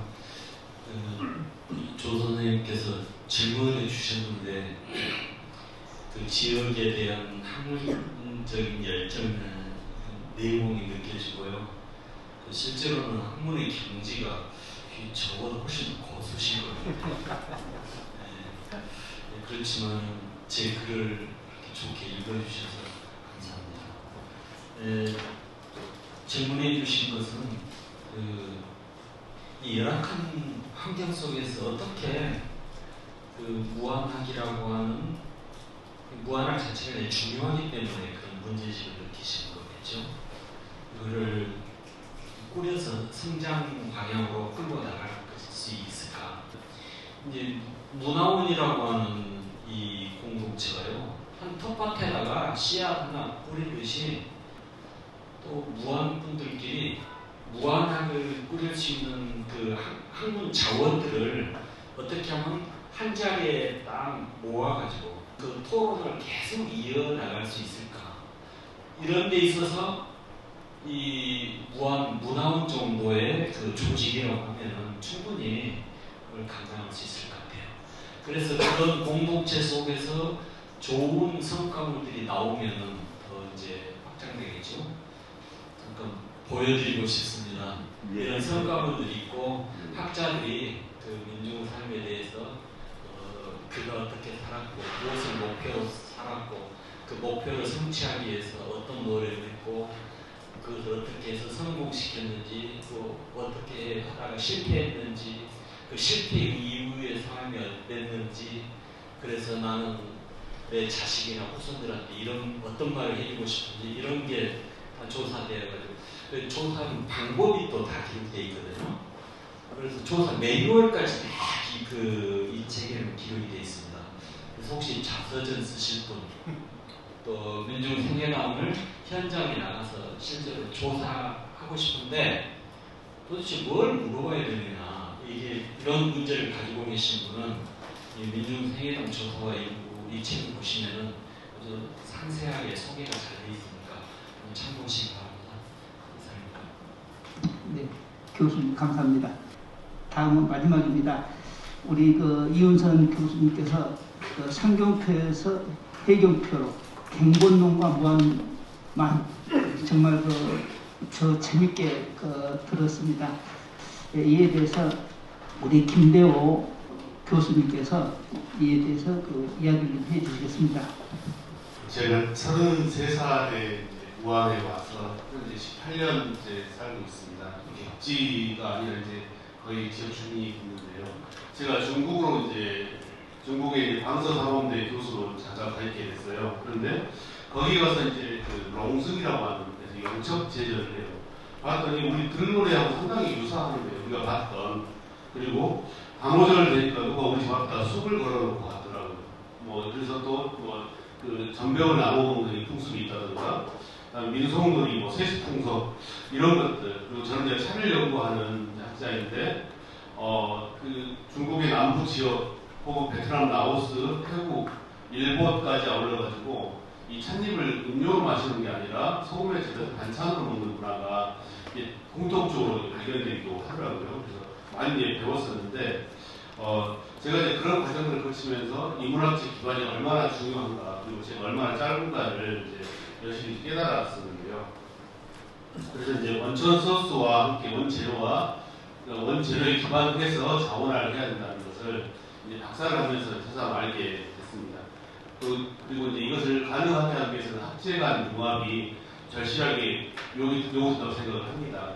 회생이 이제 사회학 기반이기 때문에 늘 활용 가능성에 대해서 생각을 하게 됩니다. 그래서 제가 이제 무한에 대해서 아무도 이제 소장학자이기 때문에 빅데이터 분석을 해봤어요.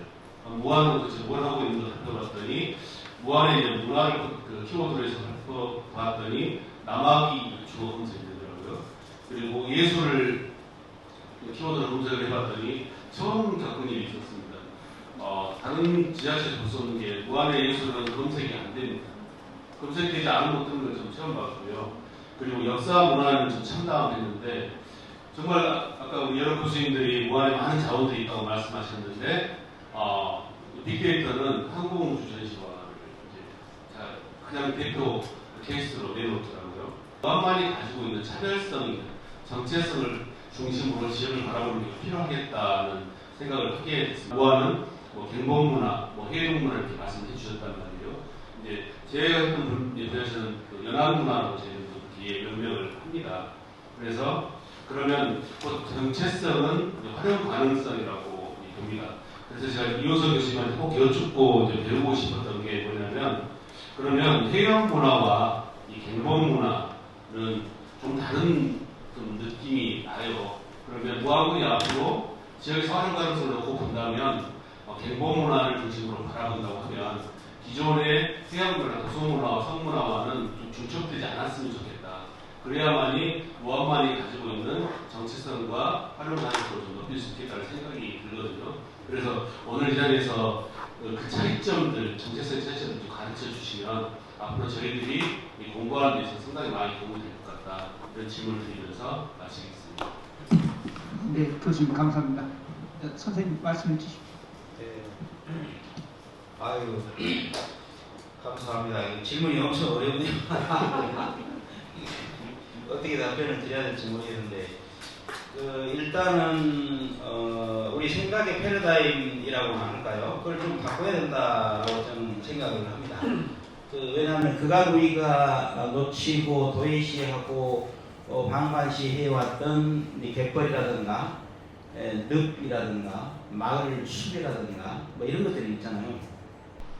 이제 작년에 제가 도깨비라고 하는 책을 하나 썼는데, 그 도깨비를 이야기한 것이 아니고 사실 그 생태 환경을 이야기한 것이거든요.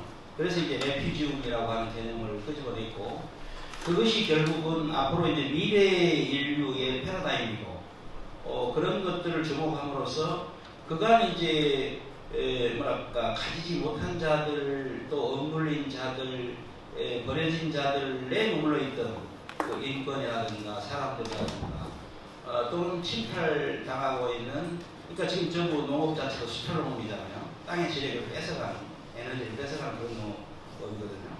이제 그런 것들을 다시 이제 복구한다거나 할까, 아니면 재구성한다거나 할까, 그런 맥락들을 제가 계속 지금 요 몇 년간 주목을 해왔습니다. 그래서 도깨비를 얘기했던 거고, 갱본 문화도 사실 그런 맥락이거든요. 그래서 이제 무한반도를 우리가 얘기를 할 때 서문화라든가 내륙문화라든가 아니면 이제 연안문화라든가 이런 것들을 이제 우리가 기왕에 뭐 얘기해오던 얘기들이잖아요. 그런데 새롭게 이제 제가 좀 그 패러다임의 전환이라고 하는 부분을 이제 좀 제안했던 것이, 지금 말씀을 안 하셨지만 이제 토론문에는 이제 친미달에 지금 얘기도 말씀하시고 그랬어요. 그러니까 저는 이제 친미달에부터 고고학적인 그런 것에서부터 저는 그런 이 지역의 정체성이라고 할까. 그러니까 정체성을 뭔가 딱 이렇게 도드라지는 어떤 것으로 우리가 지금 상정하고 있기 때문에 사실은 선생님처럼 그런 질문도 하시고 우리가 그런 걸 지금 요구하고 있는 거예요. 근데 이제 내 개념으로 보면 저는 이제 그 개념을 조금씩 다 바꾸지는 못했지만 조금 바꿨거든요. 그래서 이제 수년 전에 목포의 정체는 부장교에 있다. 부장교. 배하고 다리, 육지를 연결하는 부장교 있잖아요. 그래서 부장교의 이야기라고 하는 것으로 제가 논문도 발표하고 그랬던 적이 있고, 이 무한만이라고 하는 이것도 사실은 그 브릿지 역할, 교량 역할, 이것도 사실은 윤명철 선생님한테 제가 배운 것이거든요. 그러니까 반도라고 하는 페니슐라라고 하는 것이 거의 우리가 네거티브적 관점에서 접근해온 경향이 역사 이래로, 그러니까 육지도 아닌 것이 바다도 아닌 것이 이런 것으로 우리가 평화를 많이 해왔단 말이죠. 근데 똑같은 공간을 가지고 포지티브적 관점으로 보면 그 브릿지거든요.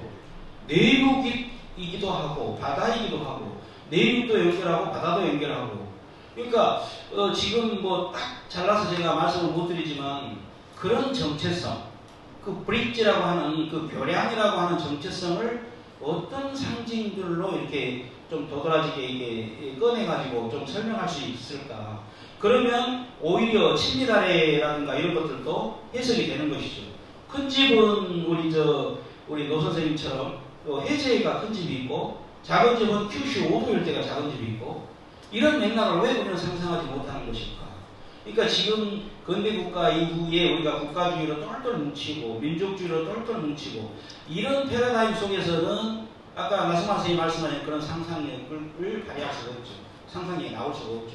그런데 제가 봤을 때는 그런 상상력의 정도가 아니고 그 본질이 원래 그랬던 것이라고 저는 보고 있고 무한반도가 사실은 무한만이라고 하는 그런 개념으로 포섭했을 때 이런 어떤 철학, 이런 어떤 비전 이런 것들을 저는 생각해낼 수 있다고 보고 그래서 이제 물권론을 주장하면서 그러니까 갱본론이 그냥 다시 바다라고 하는 이런 뜻이 아니고 이거 주역의 대대에서 제가 가져온 개념입니다. 그러니까 있음과 없음을 수시로 반복하는 이게 세계에서 많이 잡아야 5군데밖에 안 된답니다. 5대 갯벌. 저기 잡으면 3대 갯벌밖에 안 돼요. 그러니까 소수만이 가지고 있는 특수한 현상이거든요. 이것이. 그러면 이 부분들을 어떻게 철학적으로 담론화시키고 거기에 이제 이미지들을 이렇게 생성시켜서 그거를 우리 어떤 정체성이라고 삼을 수 없을까. 근데 그게 뭐냐 이렇게 물어보면 저도 아직 공부하는 단계라 답변은 좀 아직은 조금 이따가 하여튼 10년 후에 제가 생각해 보겠습니다. 알겠습니다. 네, 교수님 감사합니다. 그 지점에 대해서 마이크 있어요?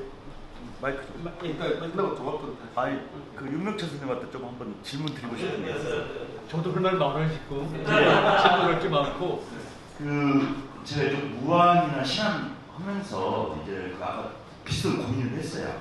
이게 정체성이나 또는 거기에 기반해서 나아갈 방향이 무엇인가 하다 보니까 이제 지정학을 좀 공부를 하다 보니까 그 소리나 지리정치학이라는 게 있죠. 18세기에 저는 놀란 게 임마누엘 칸트가 참 이걸 연구를 했더라고요. 그래서 국가라는 것을 국가 영토 개념으로 보고 그것의 확장 그런 것들을 위해서 국가 힘이 필요하다 이런 지정학들을 그리고 이제 뒤에 아까 말씀하신 것들 대륙설 또는 해양사역 이런 것들을 맥킨더라고 그다음에 또 그 스파이크맨 같은 경우가 이제 그 연안 지대로 이런 것들 이렇게 했더라고요. 그리고 재밌는 게 그 뒤에 보니까 영국 같은 경우 로빈 쿡 총장이 그 태평양으로 3번에 걸쳐서 장구하면서 지도도 만들고 영국을 그렇게 발전을 시켰잖아요. 근데 제가 그 지도도 막힌 점이 뭐냐면 그런 역할을 했는데 이건 학설이나 뭐 같은 건 없더라고요. 물론 이제 그게 어떤 제국주의나 식민지 개척 이런 그 안 좋은 목적이 우선돼서 그랬을 거라는 생각이 드는데 그래서 지금 아까 우리 이은성 교수님도 좀 거칠지만 막 해경 얘기가 나오고 또 아까 뭐 해정학 얘기도 나오고 이러는데 지금 뭐하는 보면은 좀 짚어보면 제가 파악한 건데 이건 주관적인 건데요. 아까 말한 그 몽탄 쪽에 있는 큰 강이 이름이 남해예요. 그러면 지도에 남해만 나와요. 그 얘기는 뭐냐면 나주의 관점에서 아래를 바라본 거예요. 남해. 지금도 저 목포 입구도 남해만 뭐 정말처럼 있거든요. 그러면 그 남해하고 같은 위치에 있는 무안은 바다 속에 있는 것으로 본 거예요. 사실 제가 보기 느끼기는 바다로 그냥 본 거죠. 같은 지점에 옆에 있는 걸 남해로 봤으니까. 그리고 또 이제 무안 같은 경우 보면 나주하고 틀린 게 뭐냐면은 여기가 역사 시대가 얼마 안 돼요. 제가 보니까 그 명종 때 간무라는 걸, 이 간무라는 것은 그렇게 뭐 훈련된 인력이나 이런 것들이 아니고 그냥 관리 감독원 정도인 게 한 1000년 전에 간무가 오고 세종 때 대서야 현감이 와요. 공식적으로 이렇게 과거 시험 보고 뽑은 그게 이게 한 700년밖에 안 됩니다. 저기 오신 그 한만 선생님 그 유해제 나 자감이라는 현감이 시험 보는데 근데 이 현감도 온전한 민정을 살피는 분이 아니고 그 뭐냐면 그 무한 현감 겸 나중진 병마 절제사에서 군사적인 목적이 또 아주 크게 가지고 있어요. 그래서 이쪽은 큰 틀에서 보면 불린 문자, 그러니까 문자로 잘 기록되지 않는 뭐 이런 것들이 돼 있고요. 또 아까 우리 이은수 선생님이 쭉 주장하시면서 뭐 추장로부터 던초도 또 임자 이렇게 쭉 올라오는 길이 전에 제가 한 10년 전에 파시라는 걸 한번 연구를 했었는데 그 물고기의 길이더라고요. 파시 쭉 따라서 인천 연평도까지 올라가는 이런 것들인데 또 아까 부천사기 우리 김대호 선생님인데 이것도 좀 작년인가 제가 부천사기 그 야마다 만기도 체크할 때 감수를 했었는데 재밌는 게 중국에서 건너옵니다. 중국의 거럽지방에서 건너와가지고 무안, 김해, 저쪽 강진 쪽 마루로 들어갔다가 이게 일본으로 가서 꼬시대요. 그래서 한중에 대한 이해가 없이는 부천사기는 이해가 안 되더라고요. 그래서 제가 개인적으로 갖고 있는 무안은 우리 한반도나 어떤 국가주의 저기에 의해서 포섭하려고 보면 포섭이 안 된다 이런 생각을 갖고 있어요. 그래서 동아시아의 한 지점으로 파악을 해야 뭐 일이 좀 되지 않나 이런 생각을 가지고 있는데 지금 막힌 지점이 아까 해적학이라든가 아니면 해양학교에서 이제 바다의 관점에서 육지를 보는 어떤 그런 적인 학문적인 학설이나 뭐 이런 것들을 믿는가 그런 것들을 한번 우리나라에 아니 세계 문학 쪽에 문화나 역사 속에 세계 문화에서 다시 한번 무슨 학생? 그 맥킨저부터 아까 해적학이라고 언뜻 말씀하셨고 해적학이라는 이론은 난 처음 들었거든. 근데 전에 한번 윤선 선생이 얘기했을 때 딱 와닿았어요. 배경표도 물론 마찬가지고. 그 해적학이라는 저기가 뭐 저쪽으로 있는 전경수가 타당성이 있다고 봐요. 저는 마지막 질문에만 하는데 제가 여기 본문에도 읽고 있었겠죠. 무한반도는 단순한 반도가 아니에요. 제가 무한사일이 아니잖아요. 근데 지도를 제가 면밀히 살펴보고요. 살펴보면 여기는 단순한 반도가 아니에요. 그래가지고 앞에 전부 다 막혀 있잖아요. 복잡하잖아요. 그래서 여기는 10m를 떠나가지고 어떤 식이든지 강력한 정치 세력이 있고요. 그 사람들이 지정학적으로 중앙정부와 늘 보관해요. 이런 특성을 가지고 있기 때문에 사실은 그 이전부터 지금 박사님 얘기하시는 그 이전부터 여기는 독립적인 정치 세력들이 있었는데 다만 중앙정부의 관리가 없었거나 중앙정부의 관리가 느슨했다는 것이죠. 그래서 저는 여기를 문화이라는 용어를 보고 깜짝 놀랐는데 여기 일찍 지중해랑 너무 가까워요. 규모는 적지만 이렇게 완벽할 수가 없어요. 그때 중간에 빠져나가는 길이 있기 때문에 완전히 막힌 것도 아니고 굉장히 좋아요. 그래서 그리고 동아시 항로 얘기를 했었잖아요. 항로에는 뭐냐면 제가 아까 세 가지 얘기를 했었는데 또 포인트 하나가 우리가 보통 항로는 연안항로는 불가능해요. 연근해항로라는 용어를 만들었었는데 바닷가에 갔을 때 연안항에는 그 지역 사람이 아닌 물길을 몰라요. 그래서 주로 연근해항로를 가는데 이런 지역 같은 경우에 있는 세력들이 그 앞을 건너가는 연근해항로라든가 원양항로까지도 장악할 수 있는 능력이 있는 거죠. 여기는 모든 것을 수렴할 수 있는 공간이라고 봐요. 그래서 아까 인종론 말씀하셨잖아요. 거기에 여러 가지 관점이 있지만 저는 이런 점을 강조합니다. 이때 지심학적 관점을 했잖아요. 그랬을 때 이렇게 영산강이 지금 영산강이 아니지만 그런 거대한 영산강과 노룡산맥 백두대간의 끝자락에서 펼쳐진 곳 그다음 앞부분에 무한반도와 함께 그 많은 섬들이 있잖아요. 이런 완벽한 토 속에서 그 사람들이 가졌던 세계관 이거 생각해 봐야죠. 그랬을 경우에 이를테면 역동성과 함께 정체성 합쳐진 모스트빌리 문에 이런 것도 나오고 주렴성 문화도 나오고 인종도도 나오고 그럴 수가 있지 않나 생각해요. 차지 말씀드리면 윤 선생님이 많이 하시겠지만 이정옥을 중심으로 해서 이렇게 독특한 해릉문화 또는 제용을 따면 강해문화, 농해문화 가지고 있는 사상성 그들이 가지고 있는 인간관, 세계관, 운동관 이런 것들을 정립할 때 적합한 것이 어려운 생각이 들어요. 왜냐하면 이런 환경을 가졌기 때문에 여기서는 그런 거라면 명분이 되고 다행히 그런 생활을 경험한 사람들이 남아있잖아요. 그죠? 그러니까 이거는 중요한 거죠. 그래서 하다못해 녹취를 통해서라도 나이 드신 분들 녹취를 통해서라든가 흔적을 통해서라든가 같이 재구성한다면은 여기에 아마 새로운 뭔가 저도 늘 인류 신문명, 비문명론을 주장하는데 그런 어떤 제가 온달성론을 주장하는데 온달성이 되지 않을까 싶은 생각이 드네요. 하여튼 무한반도는 과거의 청구도라든가 아니면 대동의 지도를 볼 때 그건 개념이 들어가는 건데 여기는 정말 독특한 단순한 반도가 아니라 여기는 정말 독특한 형태의 조그만 지중해라는 생각을 해요. 교수님 감사합니다. 딱 두 분만 제가 질문을 받으려고 하는데요.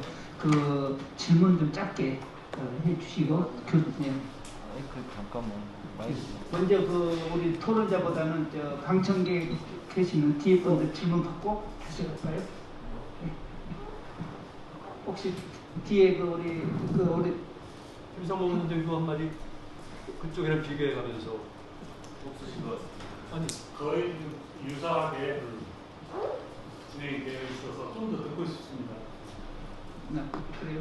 그러면은 뒤에서 다른 의견 없으시면 우리 노 소장님 잠깐. 그 질문이라기보다는 이인선 교수님한테 이제 갱변론 이렇게 말씀을 하셨는데 저희 어머니가 마이크 좀 마스크 벗으시고 어디로 켜는 거지? 여기로 켜는 거? 올리시면 갱변론 이야기하셨는데 제가 저희 가족사를 들어서 말하는 것은 다른 역사적 비교보다는 지금 지역학에서 그렇습니다. 근데 저희 어머니는 담양 사람이에요. 그러니까 내륙 사람이고 아버지는 여기 해제 사람이니까 연안 사람이거든요. 이 연엠이라고 그 내륙 사람하고 만나니까 산중에서 왔다고 어머니를 공부하면 저 바닷것이나 상놈들이라고 또 이렇게 공격을 하더라고요. 근데 아버지가 그 말씀 중에서 너는 갱변에서 왔지 않냐. 근데 어머니 집이 고서거든요. 예. 고서 주변에가 이제 그 모래밭이 많아요. 그러니까 내륙 사람들은 그 갱변을 그 좀 그 사호가 있는 지역, 그러니까 이런 걸 갱변이라고 하지, 우리 지역에서는 갱변이라는 말보다는 김이라는 말을 더 많이 쓰거든요. 그러니까 그 김이, 그러니까 거북이처럼 튀어나오는 것은 이제 바깥꿈이고 저 안으로 휘어진 것은 안꿈이라 해가지고 그 김이 간다 이렇게 말을 어디 가요? 김이 간다는데 김이가 아니라 구미인데 우리 사투리로. 그래서 혹시 이제 그 교수님께서 그 갱변 그러면 담양 화순 저쪽 어디들 사평 쪽 여기 있습니다. 이거 교수님 그러면 짧게 하겠습니다. 지금 이제 교수님 답변으로 이제 마무리하고 같은 질문이니까 짧게 하겠습니다. 갱변은 같은 질문이니까 제가 한 가지만 더. 예, 질문 짧게 해주시죠. 예. 다음에 메일로 주셔도 되는데. 아니 이제 무한하고 이렇게 얘기하다 보니까 우리 해양 관련해서 얘기가 많이 나오는 것 같습니다. 그래서 가장 그 현실적인 얘기 길게 설명하지 않고요. 우리 올해 그 지난 갯벌이 유네스코 자연문화유산으로 등재가 됐어요. 여기에 우리 무한 갯벌이 빠졌습니다. 해양을 연구하시는 학자 입장에서 그것을 어떻게 생각하고 앞으로 그것을 어떻게 타개할 것인지 곁들여서 좀 같이 말씀해 주시면 좋겠습니다. 예, 두 분 짧게 답변해 드리겠습니다. 제가 이제 제안하는 갱번은 지역에서 부르는 이름을 가져온 것이고요. 흑산도에서도 갱번이라고 하고 광양에서도 갱변이라고 합니다. 그러니까 남도 어디든 바다를 갱변이라고 하는데 소소한 지역에 따라서는 다르겠죠. 그런데 이제 갱번이 있음과 없음을 반복하는 땅이라고 제가 이렇게 학문적 규정을 내린 이유는 이거는 금방 바다에다가 땅이 돼버리니까 흙 밑바닥 갖다 부수면 땅 잡으겠는데 이걸 저는 혁명으로 본 거예요. 혁명 정신으로. 그 땅에 대한 혁명이죠. 바다에 대한 혁명. 그 정신이 살아가지고 새만금도 막아불고 수많은 간척이 이루어질 수밖에 없었던 그 사람들의 마인드를 읽어냈고 이 혁명 정신이 결국은 동학에서 5.18까지 이어졌다고 저는 광주정신을 읽지는 않았습니다만 이 책 내용이 그렇게 제 글내용은 그렇게 되어 있고요. 그게 이제 혁명 정신이고 유네스코는 사실은 지역자치단체들의 농간입니다. 그거는 무한히 빠질 수가 없죠. 지금 5개 단체가 묶어갖고 됐잖아요. 신안이 중심이 돼가지고 그러면 다 지역에서 돈 내서 직원들 사다가 이렇게 해가지고 만든 것이 그것이거든요. 그런데 아마 지역 간에 어떤 알력들이 있었을 거예요. 이제 제가 구체적으로는 뭐 말씀드리지는 않겠습니다. 그래서 그런 알력들만 조금 없으면 당연히, 그리고 유네스코에서 여기 지정을 할 때 단서를 달았습니다. 다른 지역까지 포괄해라. 그리고 생태적인 철새들이라든가 이런 거 보완해라. 몇 가지 단서가 있잖아요. 그러니까 이 다음에 보완할 때는 무한히 안 들어가면 이게 해지됩니다. 이게 무한히 반드시 들어가게 되어 있습니다. 이상입니다. 네, 뜨거운 관심이고 좋은 주제였고 또 좋은 선생님들이 발표해 주셨고 또 좋은 토론이 이루어졌다고 생각됩니다. 아마 이것이 우리 무한의 힘입니다. 힘인데 그동안 우리가 그 힘을 제대로 모르고 그냥 살아왔다고 생각됩니다. 그래서 오늘 이 세미나가 우리 그 무한의 정체성을 찾는 그런 어떤 방향성을 이렇게 설정하는, 그리고 구체적으로 어떻게 할 것인가 이런 것을 논의하는 그런 좋은 자리였다고 생각됩니다. 이상으로 세미나를 모두 마치도록 하겠습니다. 네, 감사합니다. 네, 같이 해서 이렇게 마지막 그 24일의 성탈 전화 아름다운 방으로 마감을 하도록 하겠습니다.